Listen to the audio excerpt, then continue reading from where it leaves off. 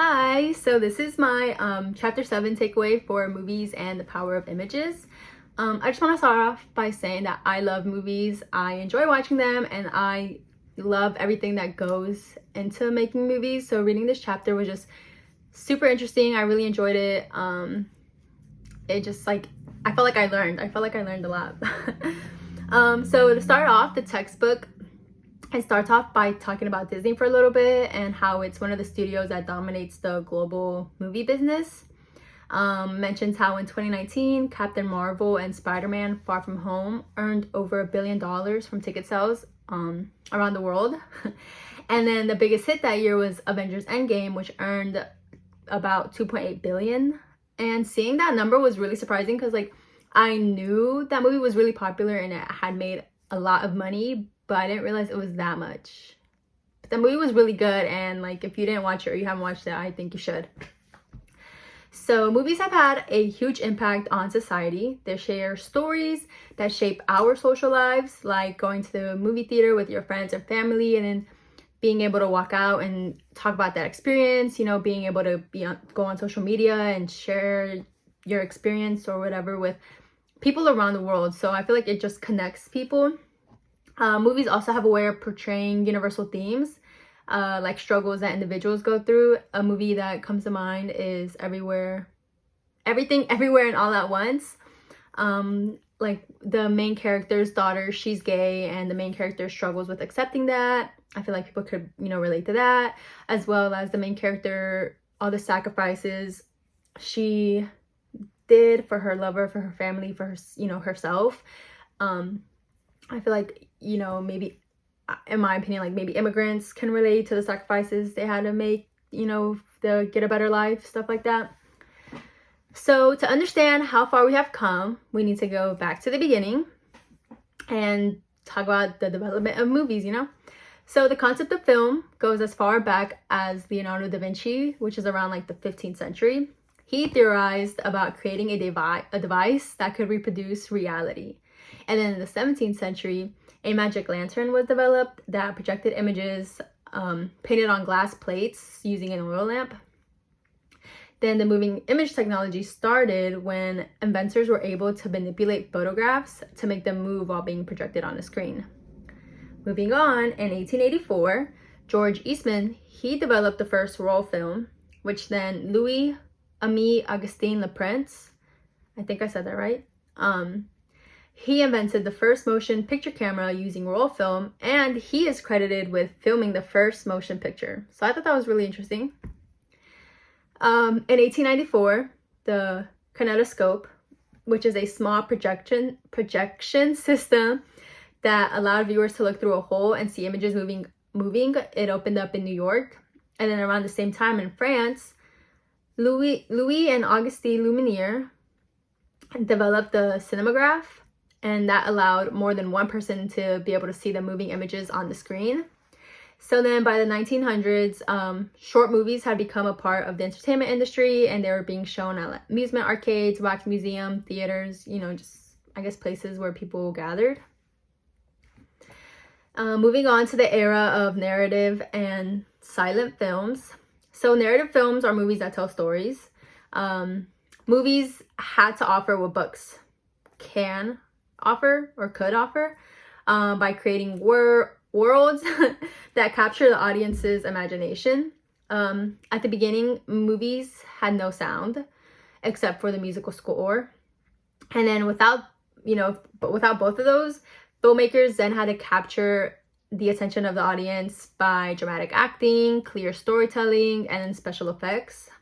In 1902, Edwin S. Porter made the first American narrative film, The Life of an American Fireman. And then a decade later, D.W. Griffith paved the way for future filmmakers by introducing new techniques. He introduced varied camera distances, close-up shots, multiple storylines, fast-paced editing, and symbolic imagery. His film, The Birth of a Nation, was the first feature-length film in America. By the 1910s, the movie had become a major industry. The company Trust, which was founded by Thomas Edison, tried to control the industry by overseeing patents and signing on exclusive deals where they would be supplied the movie film. But some independent producers, they didn't like that, and so they began relocating to different areas to avoid all of that scrutiny. And then that ultimately leads to Hollywood becoming the film capital like we know today. Moving on to the studio system era. So the studio system was just 5 movie studios, Paramount, MGM, Warner Brothers, 20th Century, Fox, and RKO, which they took control of the multiple aspects of film industry. And they worked like this. So there was a vertical integration where the essential levels were being controlled, and those levels were the production, distribution, and the exhibition. Just to quickly summarize those, production was just how the films were made. There were roles that were made, like the writer, director, cinematographer, actor, and then that division of labor allowed for the production to be done more efficiently. Distribution, it started off with block booking, where studios had to agree to B-list movies, basically, where they were like small budgets with unknown actors in order to gain the A-list movies. This helped the studios actually flood the theaters with inexpensive B movies. And then the exhibition, this is where movie theaters cater to the audiences. Like, for example, the book mentions how they built movie palaces for the upper class, and then mid-city movie theaters for the middle class, just something for everybody. Then, there began to be genres that fit the films that were coming out, like horror, musical, thriller, suspense, romance, comedy, and all the ones we have today. And then by the 1930s, Hollywood had a set of norms for how to film, like where to place the camera, the lighting, the angles, and even how to edit. The studio system ends, and the remaining Hollywood studios, they evolved. Directors then became known as like the main author, and they became powerful figures of the industry. And in the 1950s and 1960s, film scholars, they began to argue that certain directors, even with like constraints from the studios, they were still able to show their own personal style.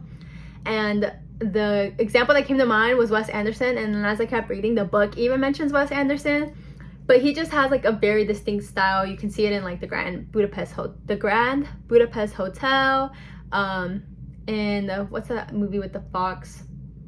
The Amazing, I forgot. Oh, like The French Dispatch. I forgot what that movie is called with the fox. Let me just, hold on, give me a minute. Wes Anderson. Oh, The Fantastic Mr. Fox. Oh, and even with the movie that came out literally last year, Asteroid City, which was good. You can see, a movie is by Wes Anderson by his style. And actually there was a trend on TikTok where people were making videos within that style, and so it was an interesting trend. I enjoyed watching that. So the economic side of the movie business, well, while it has remained strong up to today, there was a dip in 2020 because of the coronavirus, but I feel like slowly after that the movie business has come back up to where it kind of was. Like some examples I think of was the excitement for going to see Barbie and Oppenheimer over the summer last year, with the whole Barbenheimer memes and just everything. I feel like that really boosted up both of the movies and made them super successful. And also I think it's gonna happen again now with Dune 2. I've been seeing a lot of like memes, a lot of just great reviews, posts. I've even seen somebody has shown up to the theater like riding one of the sandworms. So I feel like when the public is really into the movie, there's really like anticipation for that movie. It just draws more crowds to the movie theaters, and I don't think we should stop going to the movies. It's a really, really great experience. I love going to the movie theaters. It is expensive sometimes, but being able to see it in that big screen and IMAX and like the quality, whatever, it makes up for it. So But yeah, that was everything that I kind of took from the chapter. I really enjoyed reading it. I mean, I didn't mention a lot because there was a lot, but yeah, thanks.